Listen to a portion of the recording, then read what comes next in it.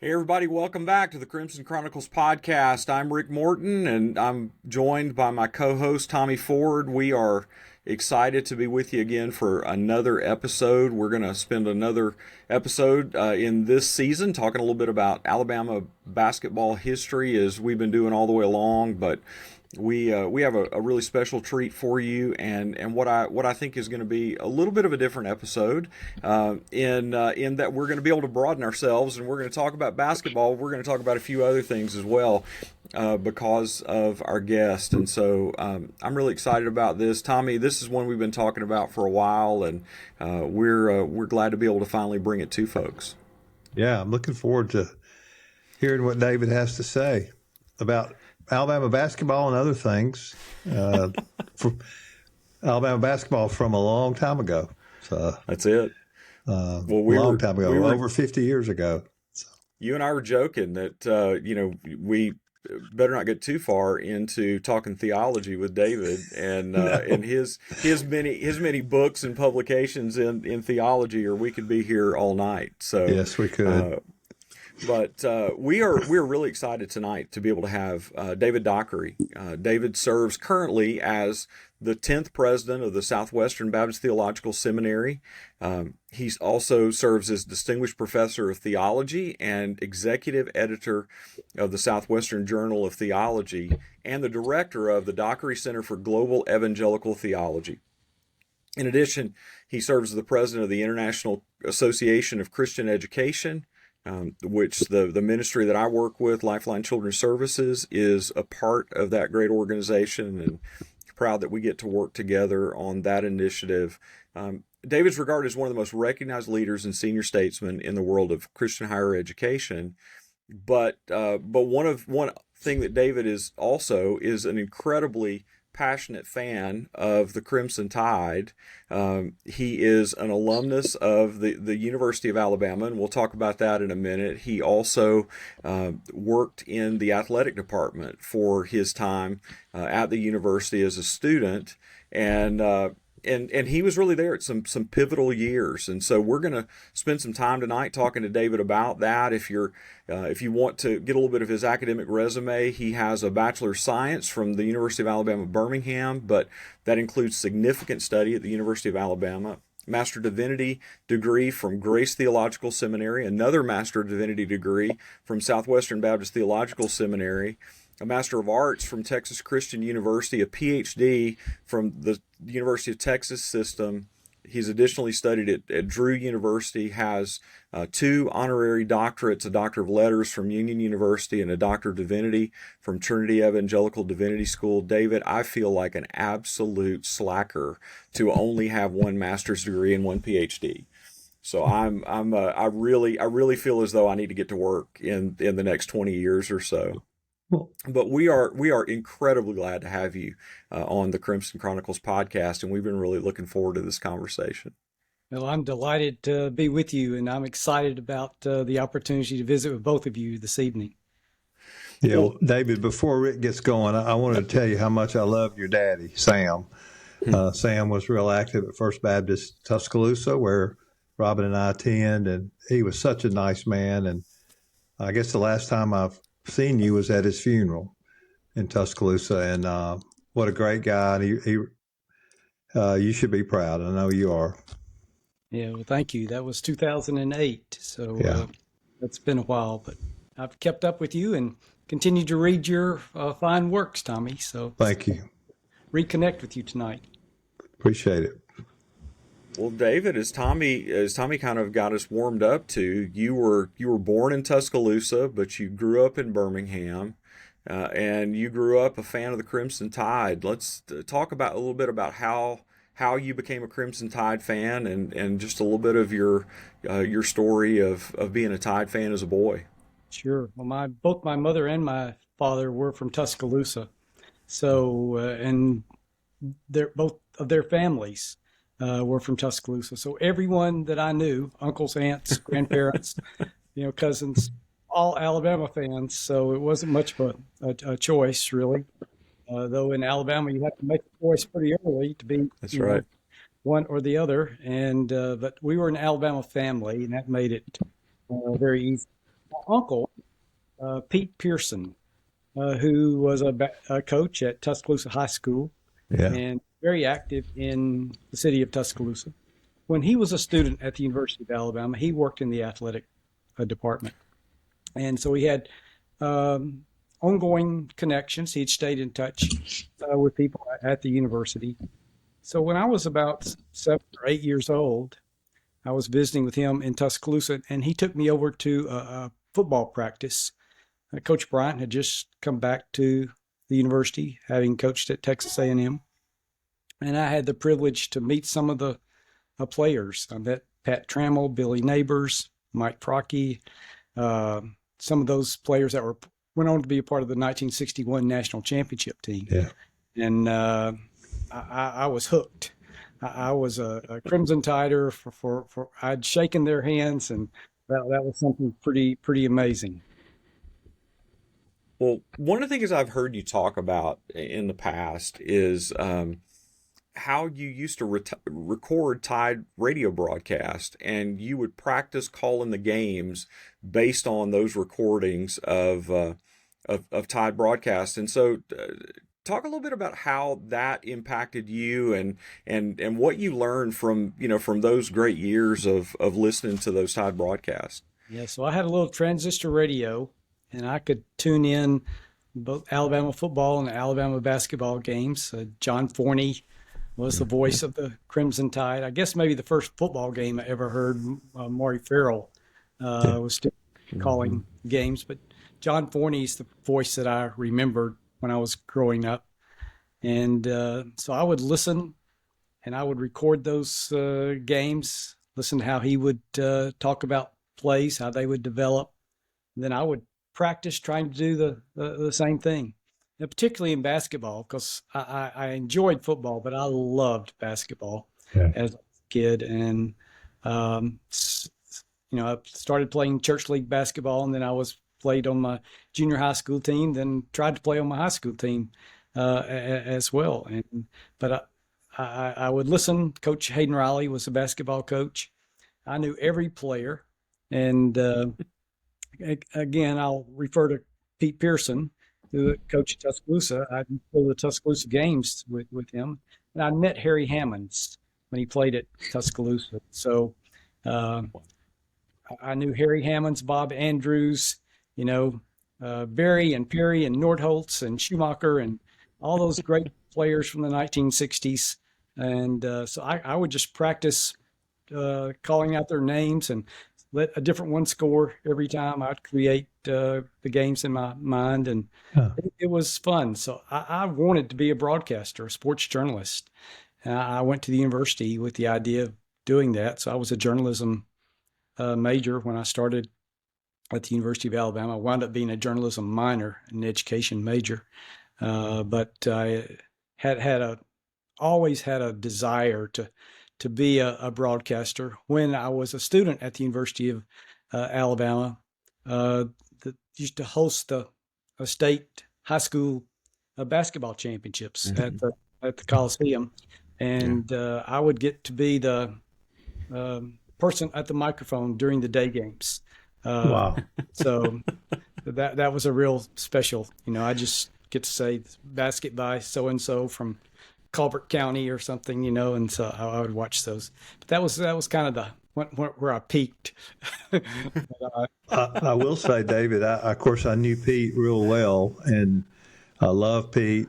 Martha, from First Baptist is when I first met him, but Pete headed up our ushers at Bryant-Denny Stadium for so many years. Now, most folks around here had Pete for some kind of sport. But I got to know him a little bit later when I became ticket manager, and Pete headed up our ushers, and he was such a nice man, and loved Pete. And of course, you mentioned Mike Nordholtz. We had Mike on one of our podcasts, so I would encourage you to go hear it. Yeah, and it was great. He talked about kind of an unknown period of Alabama basketball in those 60s. And was there, of course, still holds the single game scoring record of 50 points. And we talk about that. But you played high school basketball at Fairfield High School in Birmingham. And then you went to Alabama on an athletic scholarship, not as a player, but as a student manager. How did you come about to get that opportunity? Well, it's the third question and the third time I'm going to use the name of Pete Pearson. Uh, so, uh, Pete introduced me to Coach Newton when I got to campus, and I told him that I wanted to work with the athletic department, and so he invited me to come and to work with the basketball team. Okay. And at the time, there were three freshmen. I was including myself, and at the end of the year, Coach Newton decided to keep one of us, and I was the fortunate one that was allowed to stay on. But we had a close working relationship in the athletic department among all the student workers, managers in the basketball team, managers of the football team, some of the trainers, people that worked in the sports information department, which I had the privilege of doing with Kirk McNair and Charlie Thornton as well. But and we would cross over and help each other. So I worked with Finest Gaston and Kirk Wood over on the football side, and sometimes they would come over and work with us on the basketball side. Mostly Ben Charette and myself as the people working with Coach Newton on the basketball side of things. So it was an incredible privilege. I worked with them for 4 years and got to live I lived in the Coliseum, got to eat my meals at Bryant Hall, and knew players on both football and basketball teams pretty well. Well, you served as a student manager during what I call Coach C.M. Newton's turnaround years, from the 70-71 season all the way to your senior season in 73-74. And here's what I'm talking about. In 70-71, Alabama finished 10-16, 6-12 in the SEC. The next year, 18-8 overall, 13-5 in the SEC. Then 72-73, it got even better, 22-8 overall, 13-5 in the SEC, and got to the NIT semifinals, which I hope you will elaborate on in a moment. And then your senior season, 73-74, 22 wins, 4 losses, 15-3 in the SEC, and SEC regular season champions. What are some of your memories of those great teams? Do you have any kind of behind the scenes stories about any of those? Well, it was those were terrific years, and as you mentioned, Coach Newton inherited a program that had to be built from the bottom up, but for the most part. And so I think he won 4 games his first year, and then 8 games his second year. And then that third year was a 70-71 season, and we went 10-16.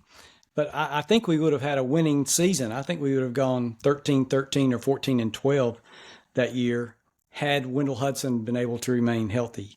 That was Wendell's first year. He was a sophomore, first African-American scholarship athlete on the basketball team, same time that John Mitchell and Wilbur Jackson were being the first African-American players on the football team. Wendell was an amazing person, a great guy, still a wonderful friend to this day, and could jump out of the gym. I mean, he could out rebound anybody that we played.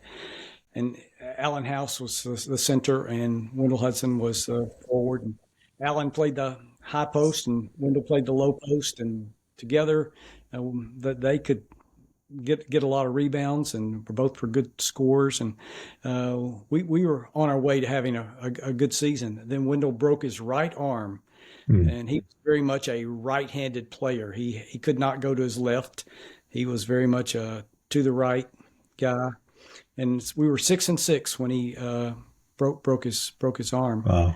And had he continued, I think we would have finished at least 13-13, 14-12, because we were much, much better that year. And so we played the rest of the year without him. And he had to rehabilitate during that time. But it turned out to his advantage because he learned how to go to his left. He all those. He would practice and use his left hand for the first time in his life, and he became not ambidextrous, but at least he could go both directions. So when he came back for his junior and senior year, he was even a better player than he was as a sophomore. So that was a disappointing time when Wendell got hurt, but it turned out, to his good and to Alabama's future good. Raymond Odoms was a freshman that year and was dynamic on the freshman team. But you remember, this was when freshmen were not eligible to play. Right. And so Wendell could not play his freshman year on the varsity. His sophomore year, 70-71 was his first year on the varsity. And then Raymond moved to the varsity the next year and became the starting point guard. And it increased the pace of Alabama basketball significantly. I mean, Raymond Odoms was the fastest guy dribbling the basketball I've ever seen, and was just a steady performer. 15 points, 5 rebounds, 5 assists every night. Led the SEC in steals. He was a terrific player, and so we had Raymond Odoms and Wendell, around which the team was being built at that time. So we went 18-8 that next year, and a very significant thing happened during that 71-72 season when we played Kentucky at home. We beat Kentucky that year in Tuscaloosa 73-70, and I remember it because we got the game ball and we got it painted for Coach Newton because he beat Kentucky. He was the only one of players ever beat him, as a coach. And that was Coach Rupp's last year, and so that was very, very special. I had traveled to Kentucky on the road trips, and so Coach Newton had introduced me to Coach Rupp. He knew how much I respected him, and so I got to meet Coach Rupp and ask him to tell me some things about the 51 national championship when Coach Newton was playing. He told me things about every one of the players except for Coach Newton. But I loved Coach Newton. He was a wonderful man, wonderful coach. That was a very special time in the 72 season when we beat Kentucky at home. And then the 73 season, Charles Cleveland, as a sophomore, became a starter on that team. He had been a freshman in 72. And then Leon Douglas came as a freshman, and freshmen were eligible. And so by about the 4th or 5th game, Leon was starting as well, kind of hesitant to start a freshman. He just, the first year he could ever play. And that was a terrific team. Glenn Garrett and Wendell Hudson, Leon Douglas. That was a great front line. Then Charles Cleveland and Raymond Odoms in the backcourt. Paul Ellis, Johnny Deal coming off the bench. Right. It was a really fine team, and capable of beating anybody on a good night. And we had a great season, and as you said, were able to play in the postseason that year. So back when the NC2A was only inviting 16 teams. Yeah. You had to be one of the 4 to get to your region. And so we got to go to the postseason. The NIT, because of that, was still a very big tournament because they got the 16 next best teams. And so that was very, very special. So here's a young guy from Fairfield, Alabama, had never hardly been out of the state of Alabama much, except to travel with the basketball team. And so we got to go to New York City. And I think we all were there wide-eyed and kind of walking around seeing those big buildings. Then we got to go to Madison Square Garden, where all the magic happened. Didn't you have a special guest on the bench that night? Coach Bryant sat next to me on the bench that night. Yes, he did. And he hollered at the officials all night long. We were playing Manhattan.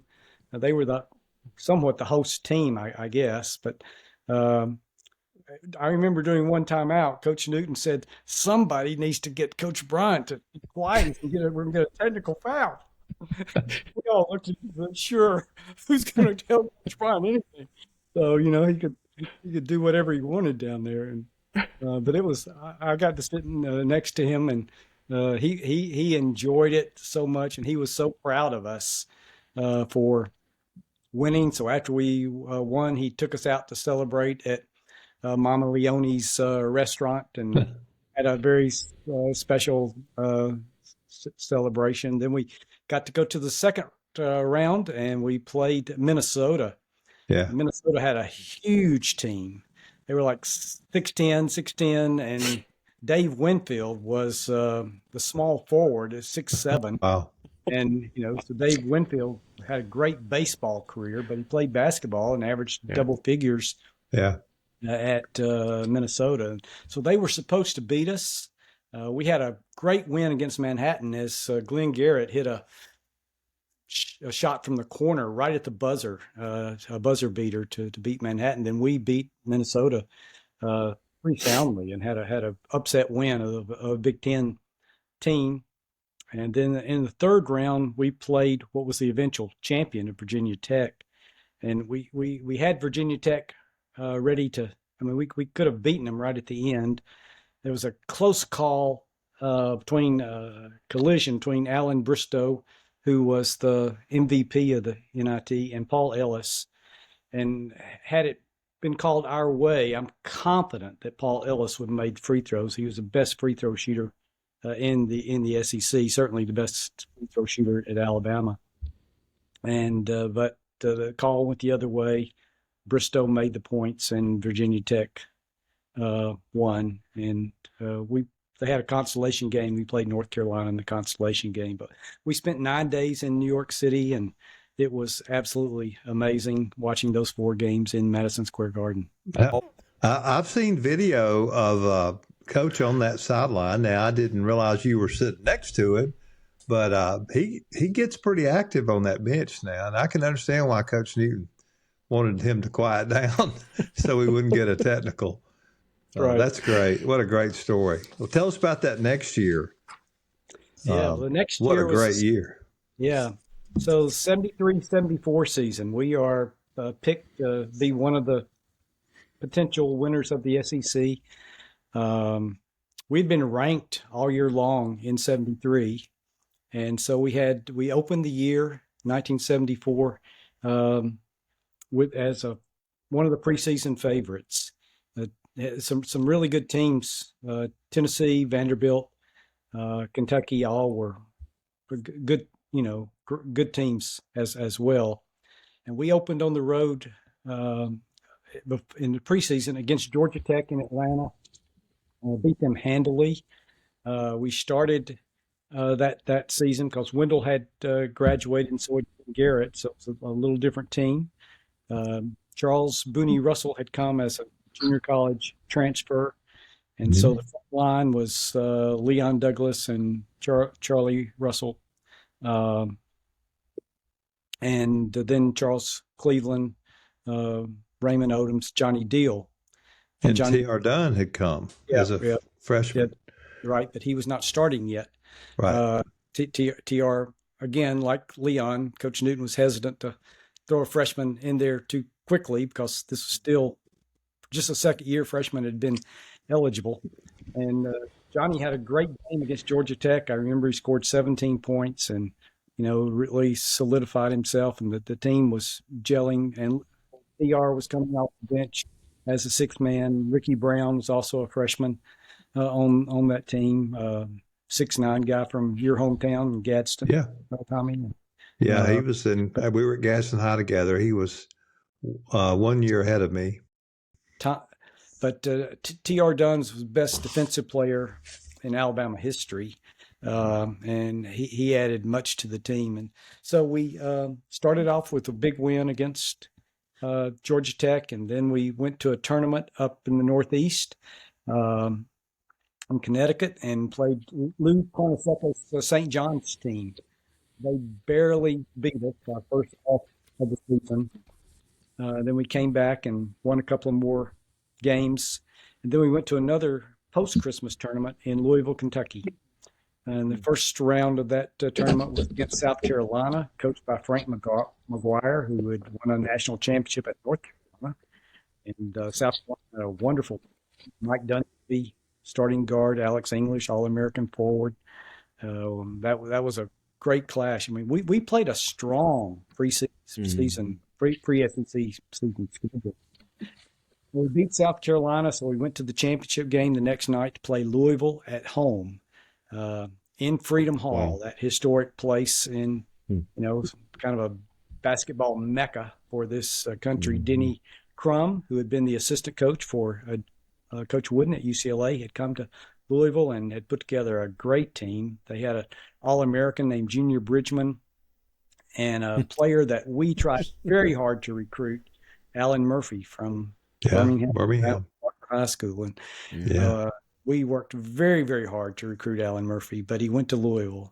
So that made our guys want to beat Alan Murphy that night. And but Coach Newton made a change in the starting lineup that evening, and he moved Johnny Deal to be the sixth man and started T.R. Dunn. And so we started Raymond Odoms, Charles Cleveland, Charles Russell, Leon Douglas. And so we started 5 African-American players. December 28th, 1973, a historic date that I'll always remember. I was privileged to be there. First time 5 African-American players had started for Alabama or for an SEC school. And so it was a very, very special night. We beat Louisville in Louisville at Freedom Hall. And that was a night we all will remember.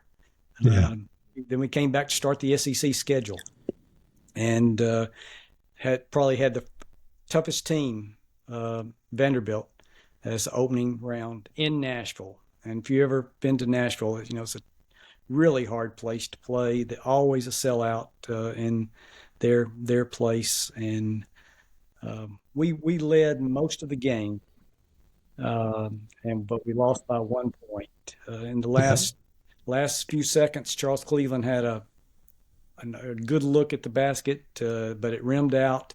And Jan Van Bredekoff, who was their best player, swatted it away, keep Leon from rebounding it, and Vanderbilt won by 1 point. So we started disappointing SEC season 0-1, thinking, our backs are against the wall. We've got to make up some ground here.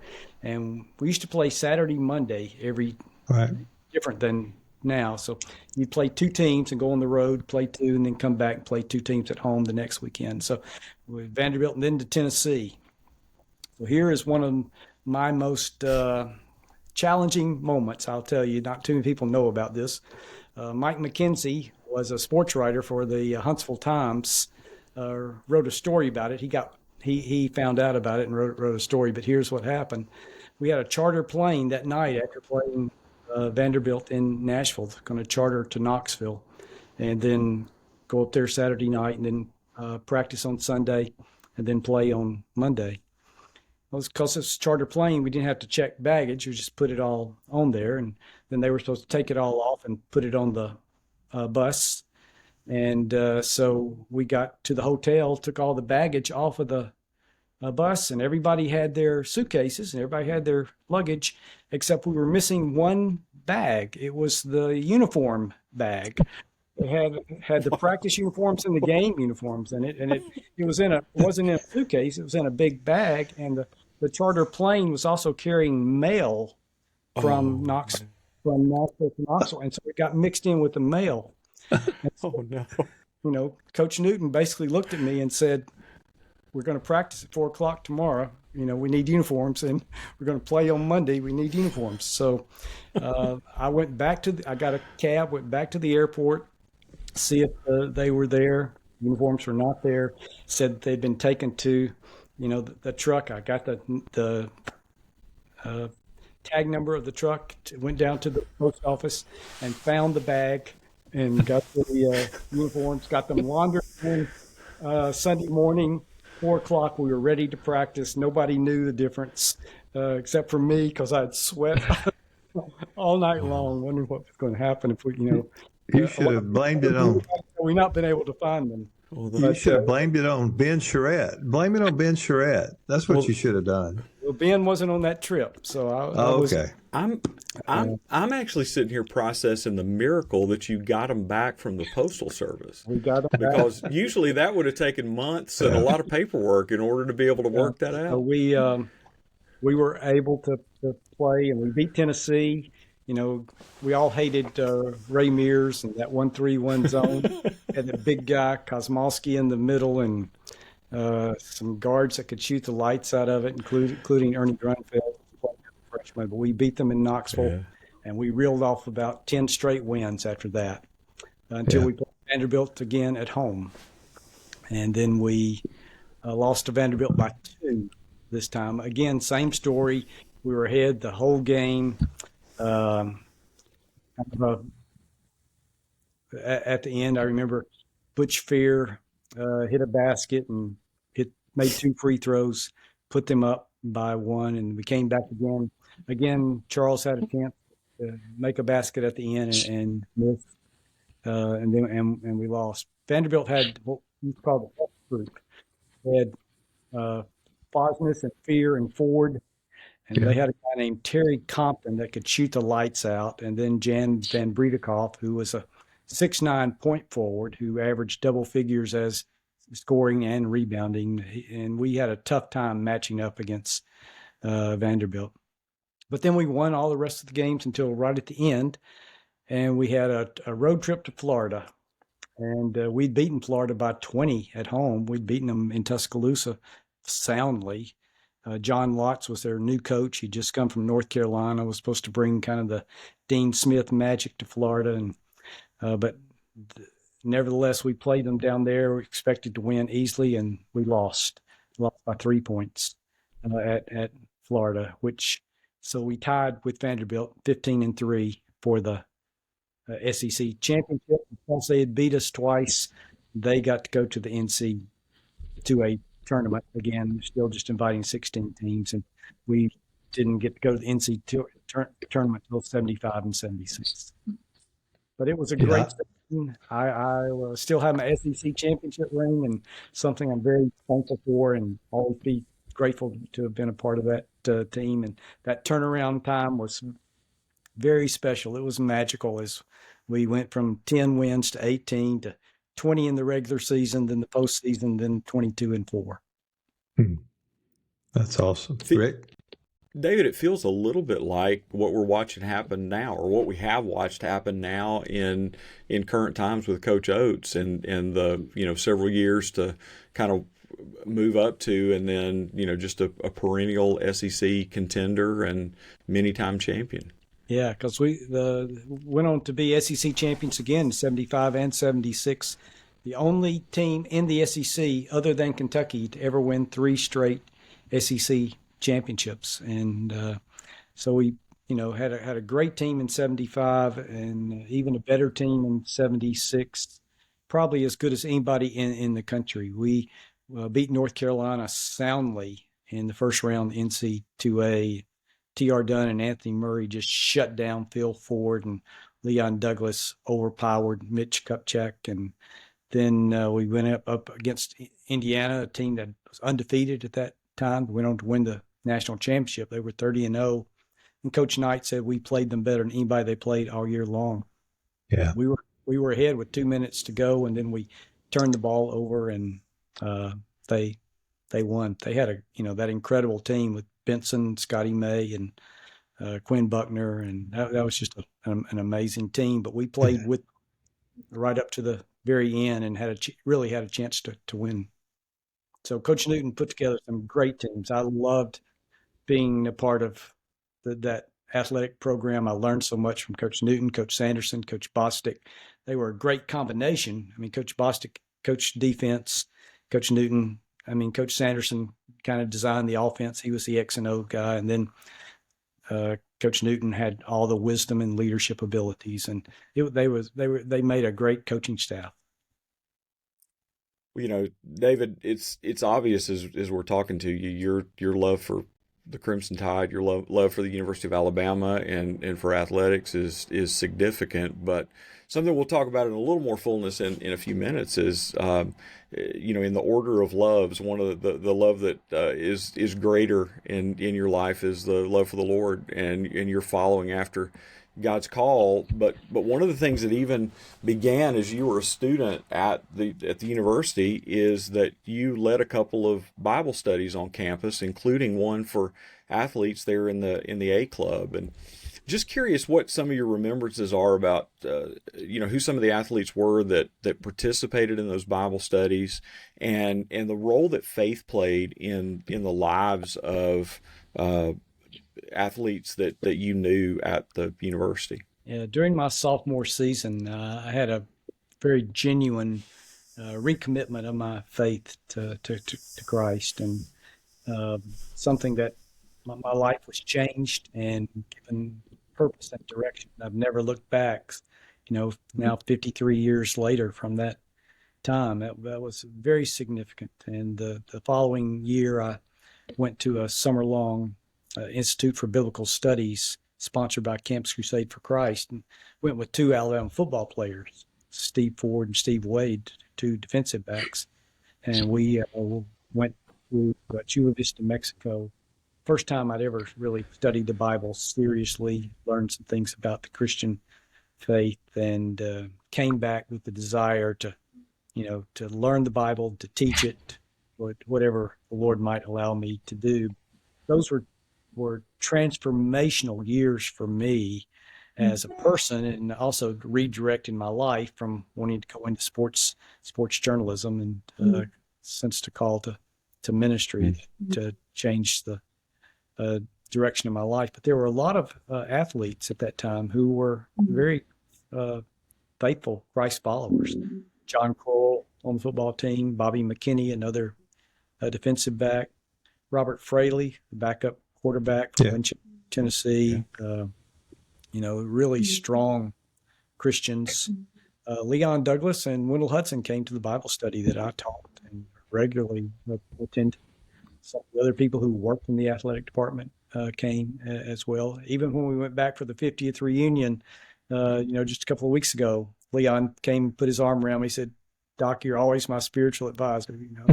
That was a very, very great moment. So, yes, there was an opportunity for that. Coach Newton was not vocal about his faith, but he was a committed believer. Always had a Bible on his desk, and was very open to us, talking about our faith at times.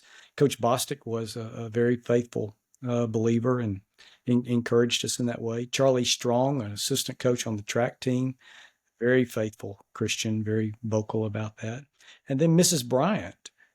Most of the athletes knew that Mrs. Bryant was, she went to Emmanuel Baptist Church in Tuscaloosa. And Pastor Houchin was there. She loved Pastor Houchin, but many of us went to that church as well. And so there was an openness and an opportunity, and there was a bit of a renewal that went across the campus. It's kind of the Jesus movement that started out west in the late 60s, early 70s, and then kind of had made its way to other college campuses. And so it was a real openness on campus toward the things of God, and it made for opportunities for conversations and inviting people to come see what the Bible had to say. It was a very special time in my life. Yes.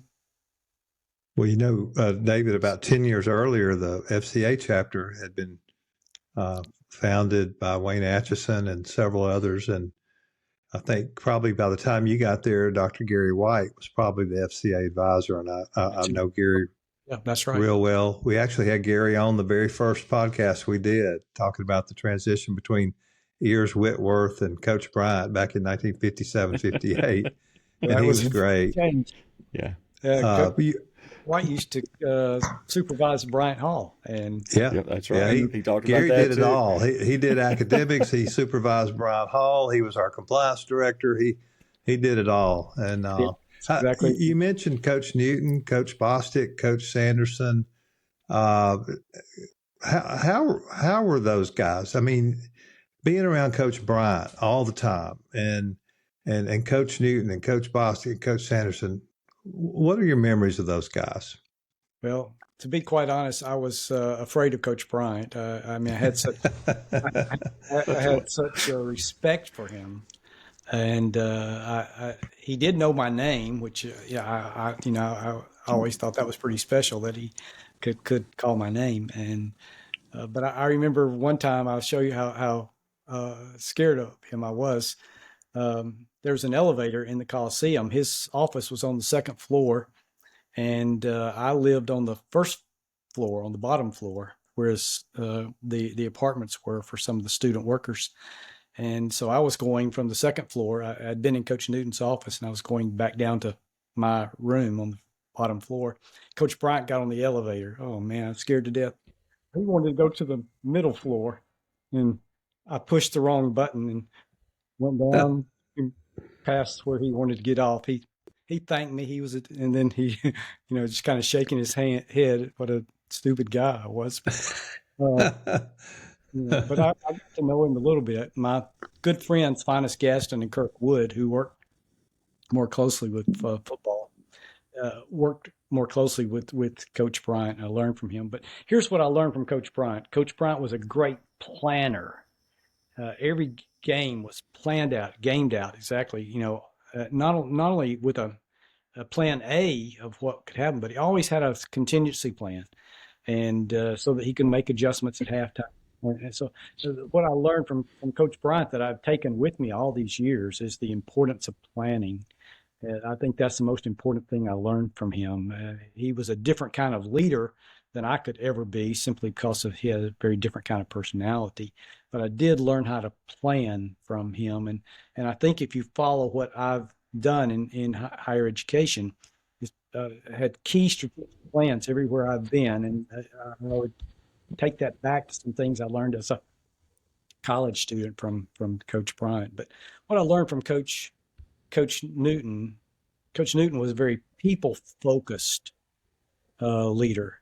He cared about people, and whether you were an All-American like Leon Douglas, or whether you sat on the end of the bench, or whether you were a student worker like Ben Charette and myself, Bill Ott, some of the other guys that worked in that program, he cared about us, and he took care of us, he treated us kind of like student assistants, graduate assistants, and also allowed us to be a part of the team in such a way that the players treated us like we were players. There was no hierarchy, no differential, and he created this family atmosphere in which everybody had great respect for each other, which I think was so important, particularly as the African American players were added. There was never tension that some might expect at the South in the 1970s. But I give Coach Newton great credit for how he led during that time. I think it was because he cared for all of us so much. He was so focused in how he dealt with us. He was a person of integrity, and we knew we could trust him. And so I think that's what I learned from Coach Newton is that if you're going to lead, you have to be a person that people can trust. You have to care about people, be people focused, and for everybody in the organization. So I think those are some of the leadership lessons that I took from them that I've brought into my work, which I never expected to do at the time. But I've looked back on those years, and I really had a front row seat. Coach Bryant, a Hall of Fame coach in football, Coach Newton, a Hall of Fame basketball coach, and got to learn from both of them. It's an incredible privilege for an 18, 19, 20-year-old kid. I'll always be grateful for it. Yeah. Well, David, I think for folks that are listening to the podcast that are not familiar with your career and familiar with where, where all the Lord's taken you over the years, you have had a career that God has allowed you to to really be incredibly influential in the lives of a lot of people, including me. And really, you've been, our teacher from afar to some degree, through publishing more than 40 volumes of theological works that are. I don't sell like Tommy Ford's, but yes, I have. Well, I mean, I was going to say, when we all get together face to face, we'll work that out about who buys lunch, Tommy, and. I'll be happy to, no. But it has nothing to do with my books. Okay. But seriously, I think, I listen back to your story as I've heard you tell it about that summer in Chula Vista and what the Lord did in that moment to really help you fall in love with God's Word, and how that really radically reoriented your life, including really taking you away from the University of Alabama to pursue a calling that was even greater. And so, just if you don't mind, just expound on that, and kind of the movement that God made in your life and how it changed things. Well, that summer in 1973 was instrumental for everything that's happened in my life for the last 52 years. And as I said, we gathered with college students from all over the country in Chula Vista, Mexico. There were 4 of us from Alabama, including some of the ones that I've named, and they put us in a room, in a dorm room, with 4 guys from Cal Berkeley. I think they thought rednecks from Alabama, and these hippies from Cal Berkeley, to see how they can get along. But we became very good friends, and I was even in the wedding of one of those guys, and one of them was in our wedding as well. So, but I came back with a desire to read, to study, not only to study the Bible more seriously, but just to learn more. I had a new appetite for reading. And I went from a marginal student to being a good student. The Lord changed my desires, what I wanted to do, and it gave me a direction. I guess I had always hoped that I might have a career kind of like Finest Gaston had, or like Tommy's had, working in the athletic department at university. And that didn't happen because I chose not to continue that after 4 years. I think I could have. worked with, I had an invitation to work in the sports information office with Charlie Thornton and Kirk McNair, and Coach Newton would have let me stay for a long time, I think, working with the basketball program. But I went and served at a church in Birmingham, and that's the reason I finished at UAB. Had a few more hours. I mean, we worked 60 hours a week in the athletic. You couldn't take more than 12 hours at a time. They worked us hard, but we loved it so much. Nobody complained. It was such a great privilege. So my 5th year, I finished at UAB, and then went on to seminary from there. But I'd asked the Lord, coming out of that Chula Vista experience, if I could teach the Bible, wherever it might be. I didn't know what that meant at the time. Couldn't imagine much more than teaching high schoolers somewhere. But I've had the opportunity to teach at some of the highest level, and speak at institutions at every continent around the globe. And so the Lord's opened up some amazing doors for me that have been just beyond belief. And then to serve as president of 3 great institutions, including almost 20 years at Union University in Jackson, Tennessee, a place I still love. And just a trivia footnote that not too many people know, when Coach Bryant graduated from the University of Alabama, his first job out of college was football coach at Union University. And so that was his path crossed through Union, my path crossed through Union. I've always kind of liked that. I stayed 20 years, he stayed 1, but it's never was. You were, in all fairness, David, you weren't coaching ladies PE during your time at Union. My wife Denise, who's a Union grad, reminds me of that regularly. That Coach Bryant was a great coach at Union before he was a great coach at Alabama. She rubs that in a little bit. And David, I've got an apology to make. I told you I had not seen you since your dad's funeral, but John Lowe, the youth pastor at First Baptist Tuscaloosa, and I went to visit you at Union when we were up there for Disciple Now for Centrifuge. That's right. Yeah, all week long. And gosh, it was only about 110 degrees that week. And I got very little sleep, and it was a great time, though. That's good. So, yeah, that was at Union. Yeah, I loved being there. We had a thoroughgoing Christ-centered mission. For those who don't know Union, who are listening to the state of Alabama, Union's kind of like Stanford is to the state of Alabama. And I mean, Union's a very fine institution. When we left, about 4,300 students, had solid athletic programs. We played at a lower level. We didn't play Division I sports, but we won 6 women's national championships in basketball while I was there, and had great teams in soccer and baseball, and softball, volleyball too. So I loved the athletic program as well as the Christ-centered mission of the institution. Tommy? Let me ask you this. You talked about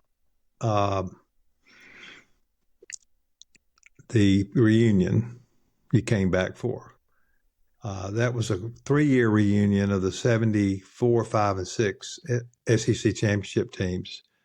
Tell us about that. And I dealt with reunions just about all my career at Alabama, and especially the last 10 or 11 years doing the A Club, organizing them.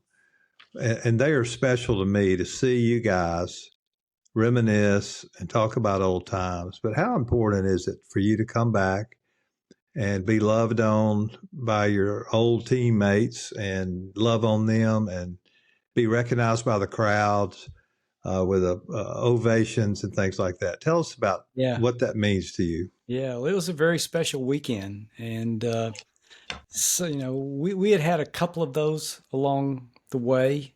And, not everybody's able to come all the time.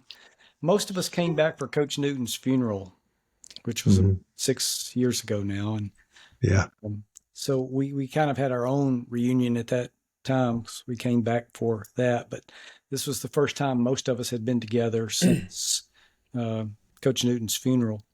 And so it was wonderful. Wendell Hudson, Glenn Garrett were back from the 73 team.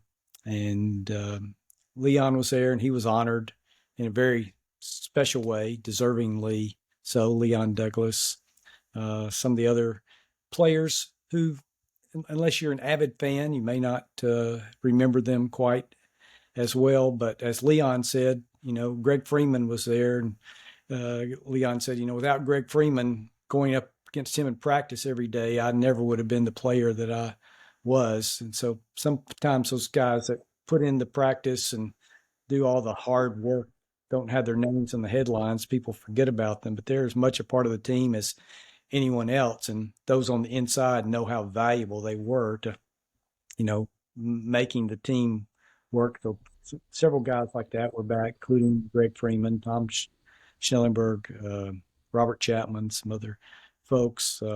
T.R. Dunn, Raymond Odoms, we had hoped to come back. They didn't make it. Johnny Deal was unable to come, but still, it was a very special weekend. Ben Charette and I reminisced about some of our times together working with Coach Newton, and then we all got introduced at halftime and kind of got, a very special recognition. What was great is that Coach Sanderson came back. And, Coach Bostic has passed away and Coach Newton has passed away, but Coach Sanderson came back and spent some time with us.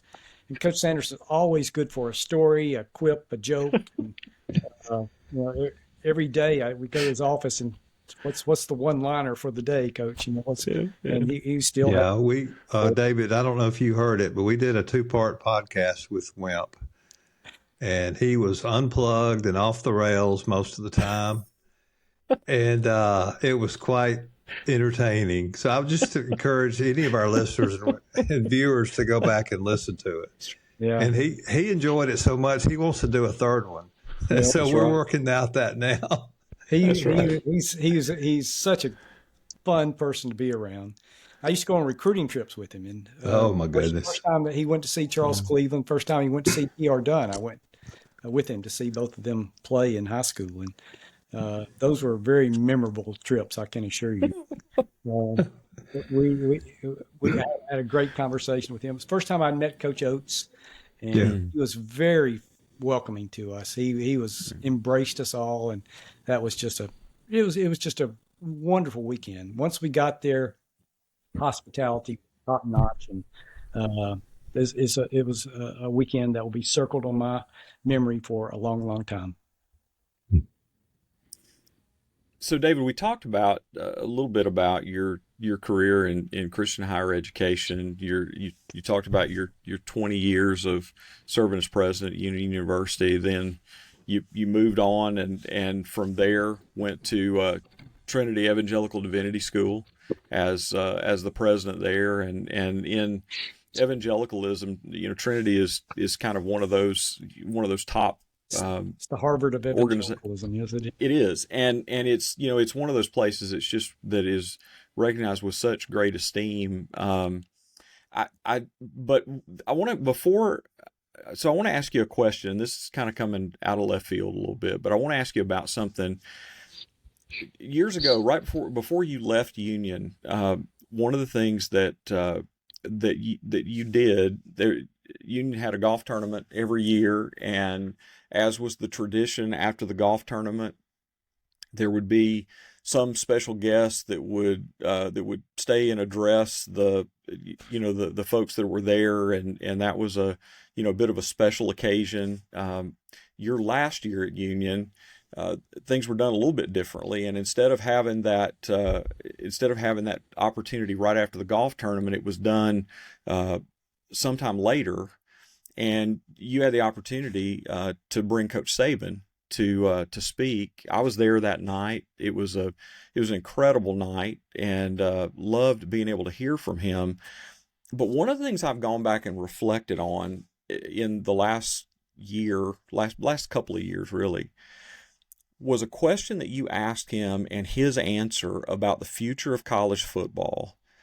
And I have marveled at how absolutely correct he was about almost everything that we're seeing play out right now in the evolution of college football. And I'm just curious about what you remember about that, and about honestly just the remarkable nature with which he conserved the details. I mean, he may not be a prophet, and he may not be the son of a prophet, but he did some pretty good prophecy that night for us about the future of college football. Yeah, well, that was a special night. I got to have dinner with him, and I'll always remember that special evening as well. But so we did have a Q&A after he spoke, and so I asked him about the question that you just mentioned, and he suggested then that there was coming a time in which players would have to be paid. There would be some compensation. He was always for some kind of revenue sharing with them.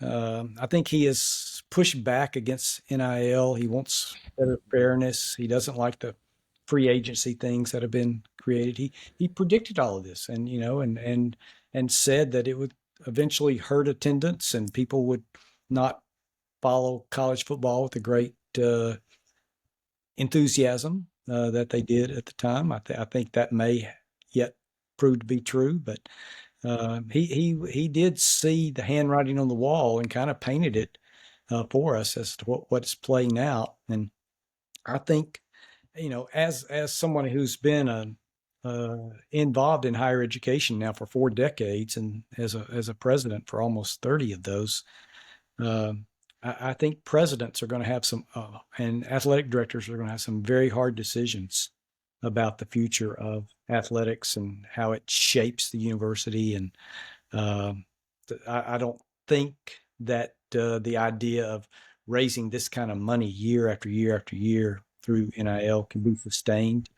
It's going to be very hard for that to happen, and so we just have to wait and see. But I was amazed at what Coach Saban had to say that night, and as you reflect upon it tonight, it's still fresh in my memory how insightful prescient in some ways he was to what's currently taking place. I remember one of the things that he said that night was he predicted that there would be 60 to 65 teams that would comprise an upper division of college football that would be different than Division One, as you know, or FBS as we have it today. And it's been interesting to watch all of the evolution and the conversation about the P2 and all those things, and eerily, it seems like, you know, many of the things that he said were just spot on, and that's it's going to be interesting. I think it's going to be interesting to see what his involvement will be in the future. I know we hear all this talk about, you know, the potential of a commissioner or a chancellor of college football. I don't know that that's realistic based on the trajectory of where his career has gone, but it's quite remarkable to me that he had that sort of insight. Yeah, there's going to have to be some changes. I think everybody recognizes that, and some new kind of centrality of leadership. NC2A seems there's going to have to be a different level to handle what's taking place. And then the rest of the schools playing at different levels are going to have to sort all these things out as well. And so it has trickle-down effect for everybody, not just for those top 65 to 100 schools. Well, I'm curious. Also, I mean, we've talked about. I mean, you've talked about your 30 years in higher education.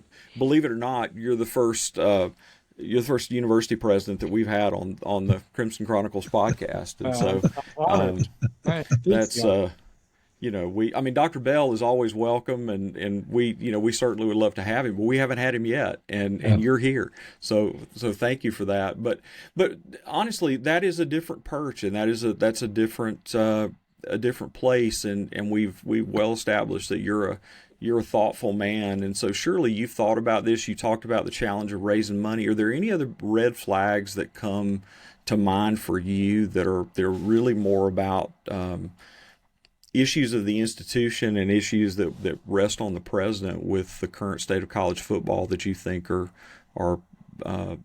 really salient points? Yeah, well, I mean, I think we still have to remember that we still call these players student athletes, and so we have to think about them, the formation that's taking place in their lives, what kind of decision-making processes they're learning, some things about endurance, perseverance, and learning wisdom at an early age to not just see things in terms of dollar signs. I think all of that is going to have to be taken into account. I think presidents, they're going to have to work not just with the external aspect of this, but the internal. I'm sure faculty are very concerned that have athletes in their classes making 10 times more than they're making as faculty members. And, what kind of dynamics does that create inside for the institution? So I think you'll hear more about those kind of things from at the presidential level going forward, in addition to the issues that athletic directors and coaches have to think about on these matters. And so it's changed the waterfront. It seems to be without definition right now. It's a bit of an wide open field, and I think definition and parameters are going to have to come, and an understanding of institutional priorities as well as athletic priorities that presidents are going to have to wrestle with. And that's good. I certainly wish them well. I'm glad I'm 72, I think, and looking back. Are you saying that the rumors of a football program at the Southwestern Baptist Theological Seminary are untrue and unfounded? Untrue and unfounded. We're going to play intramurals and enjoy it. Well, but at 72, you really haven't slowed down much at all. You're the president of one of the largest seminaries in the world, and you've had the central role in helping to to found the IACE. And you know, David, tell us a little bit about what you're doing now, and just about how the Lord's living out the passion to train men and women for the gospel now through the things that you have your hands on today. Yeah, so I'm still living out of that dream from 1973 of what I asked the Lord to do, and that's to be able to teach and instruct and form and shape young minds and hearts. And so that's still taking place in my life, and a grand privilege. So as you said, I do have the privilege of leading Southwestern Seminary for a season, and then very much involved in the work of the International Alliance for Christian Education, which is an organization of about 90 institutions and about 30 partners like them that want to be a part of intellectual discipleship and supporting the work of Christ-centered education in this country and around the world, because we are very serious about the first word in our name, International Alliance for Christian Education. And so it's a very exciting time for me to help us think through how to be intentionally Christian in a more, increasingly secular context, and how to carve out a place for intellectual seriousness among Christ-centered institutions in the academic world. And that's our mission and what we're trying to do, and try to help prepare faculty to serve in those kind of institutions, and to do so with enthusiasm and excitement about bringing the Christian faith to bear upon learning, whether it's in economics or in English, biology, business, whatever it might be, and to carry out a distinctive way of doing work, which historically is what higher education was about, going back to the medieval times and the founding of the universities in Europe, and then all the great universities that were started in this country, Harvard in 1636, Yale 1701, and they all started with a Christ-centered, church-related mission, and we want to ensure that can continue for days to come. And so IACE has been raised up, I think, by the Lord to help shepherd and encourage institutions to work together in an alliance for a common purpose and a shared mission. Well, as one who has taught in Christ-centered institutions and who has been a part of faculties where a Christ-centered worldview existed across all of the disciplines in a similar fashion to what you brought to Union, I just want to tell you that it is a wonderful thing that IACE is doing, and I think rallying distinctively gospel-centered Christian organizations, Christian higher education organizations together in a way that you elevate both scholarship and our faithfulness to Christ is a much needed thing today, and we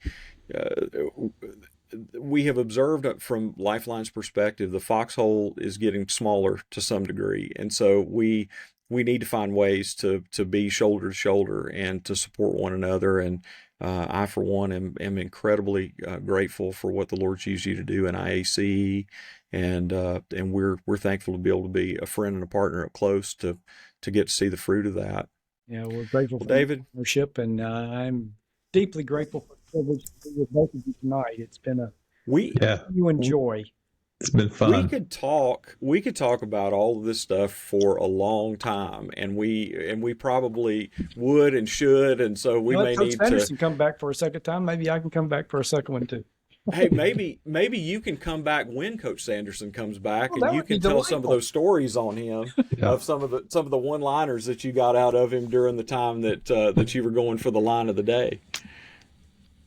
That'd be fantastic. Well, David, thank you so much for being with us. We conclude all of our episodes in the best way that we think to be fitting to our love for the university and for university athletics, and that's by giving everybody a hearty Roll Tide. And so, Roll Tide. Roll Tide, roll. Roll Tide. Thank you, David. Thank you, Tommy. Thank you, Rick. All right.